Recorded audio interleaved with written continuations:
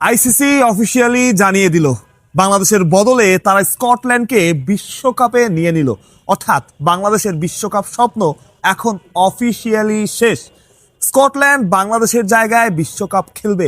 একবার ভাবতে পারেন, বাংলাদেশকে ছাড়া প্রথম টি-20 বিশ্বকাপ। অনেক নয় ছয়, অনেক কিছু, এই গণমাধ্যম ওই গণমাধ্যম দিয়ে খবর রটানো সবকিছুই করা হয়েছে। 24 ঘন্টার আলটিমেটাম দিয়ে আরো আরো ভয় দেখানো হয়েছে। বাংলাদেশকে নিষিদ্ধ করা হবে, বড় শাস্তি দেওয়া হবে। তবে বাংলাদেশ তার জায়গায় অটল ছিল। হয় শ্রীলঙ্কা, নয়তো আমরা বিশ্বকাপ খেলবো না। অবশেষে তারা ঘোষণা দিয়ে দিল যে বাংলাদেশের জায়গায় স্কটল্যান্ড, অর্থাৎ স্কটল্যান্ড বিশ্বকাপে বাংলাদেশকে রিপ্লেস করছে। যে দলটা বিশ্বকাপে কোয়ালিফাই করতে পারেনি, এখন বল পাকিস্তানের কোর্টে। পাকিস্তান বারবার বলেছে অফিসিয়াল ঘোষণা আসলেই তারা আনুষ্ঠানিক সিদ্ধান্ত জানাবে। পাকিস্তানি গণমাধ্যমের আগে বলেছিল পাকিস্তান বিশ্বকাপটা বয়কট করতে পারে বা এমন সিদ্ধান্ত নিতে পারে যেটা সবাইকে অবাক করে দেবে। তবে এবার পাকিস্তানি গণমাধ্যম না, পাকিস্তানের president, PCB president Mohsin Naqvi যেটা বলেছেন, তাদের plan A B C D সব কিছু রেডি। সরকার যদি বলে তারা বিশ্বকাপ খেলবে না।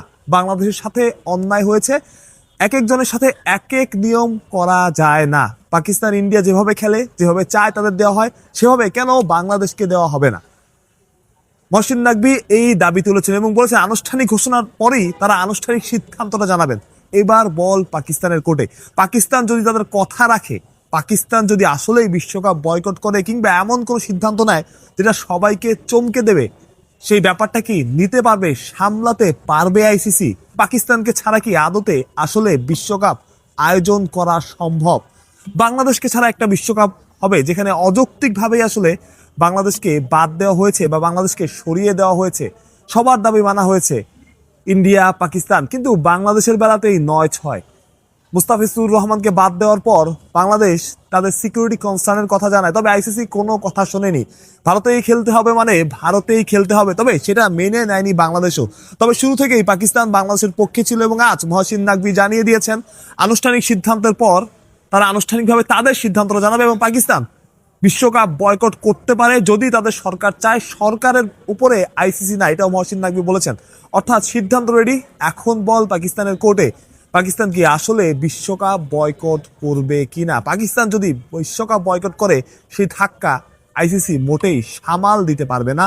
আইসিসি সেই ধাক্কা বোধহয় ট্যাকেলও দিতে পারবে না। পাকিস্তানের হাতে এখন সবকিছু।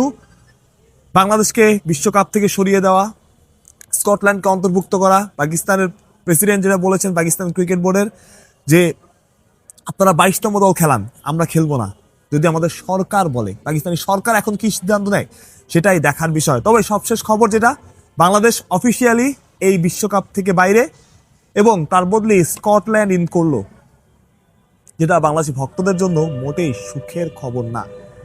অনেক ধমকি দেওয়া হয়েছে, অনেকভাবে বোঝানোর চেষ্টা করা হয়েছে, তবে বাংলাদেশ তাদের জায়গায় অটল অটুট ছিল। মাহফুজ প্রত্যয়, বিডি ক্রিক টাইম।